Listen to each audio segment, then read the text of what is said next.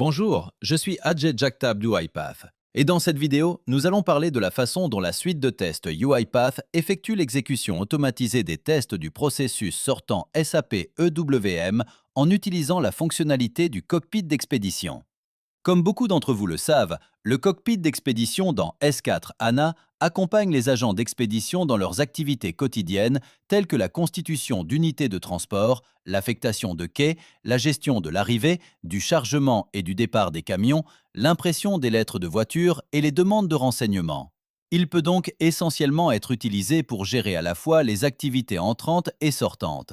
Mais dans cette vidéo, nous nous concentrerons uniquement sur le processus sortant. Dans cet exemple, ce que nous avons fait, c'est que nous avons déjà créé des commandes de vente avec les documents de livraison subséquents en amont. En utilisant ces informations, nous allons d'abord tester l'application de planification du cockpit d'expédition qui créera l'unité de transport nécessaire et lui assignera des livraisons. Puis nous passerons au test de l'application d'exécution du cockpit d'expédition qui pilote l'exécution pour compléter le processus de préparation et de chargement. Nous allons donc commencer par nous rendre dans le gestionnaire de tests UiPath et exécuter le script d'automatisation de tests qui est publié dans l'orchestrateur UiPath. Dans cet exemple, nous avons configuré le robot pour qu'il s'exécute sur le même bureau pour l'exécution sans surveillance. Nous allons donc ici nous rendre dans l'ensemble de tests et lancer l'exécution. Le script d'automatisation de tests va commencer par ouvrir l'environnement SAP Fiori et se connecter au système. Il ouvrira ensuite l'application de planification du cockpit d'expédition et recherchera la livraison en utilisant le destinataire. Voilà, il effectuera ensuite une recherche dans le tableau de création et sélectionnera la livraison correcte créée lors du processus de création de livraison. Une fois sélectionné, il créera une unité de transport et lui assignera la livraison.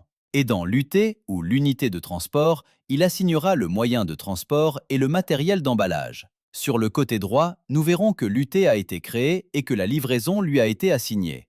Ce que nous allons faire, c'est vérifier la création de l'UT et capturer le numéro d'UT pour le processus d'exécution en aval. Nous allons maintenant passer à l'application d'exécution du cockpit d'expédition et effectuer une recherche avec le numéro d'UT que nous avons capturé lors du processus de planification. Une fois trouvé, nous développerons l'UT pour revérifier la livraison qui y est attachée et dans cette transaction. Chaque colonne ici représente une étape du processus vers la finalisation de la sortie de marchandises. Nous allons donc ici recréer la vague en laissant le système déterminer la vague automatiquement. Une fois terminé, nous passerons à l'affectation d'un quai à l'UT pour l'arrivée au point de contrôle. Puis, il passera par les multiples étapes de chargement, de validation de la sortie de marchandises et enfin du départ. Pour ce test, nous vérifierons si l'icône de départ est verte ou non. Essentiellement, ce que nous avons fait, c'est que nous avons inséré une assertion pour le statut de l'icône de départ. Un statut inactif signifie que le test aura échoué. Nous nous déconnecterons du système depuis l'instance Fiori, puis nous irons dans l'environnement SAP WinGUI pour récupérer le message SAP émis pour la commande de livraison sortante. Nous capturerons ici le message et conclurons notre test. Pour vérifier les résultats, nous retournerons dans le gestionnaire de test UiPath. Vous pouvez donc voir ici le dernier résultat. Il a échoué et si nous descendons dans les détails, nous pouvons vérifier que le statut de départ est revenu comme étant inactif ou non actif.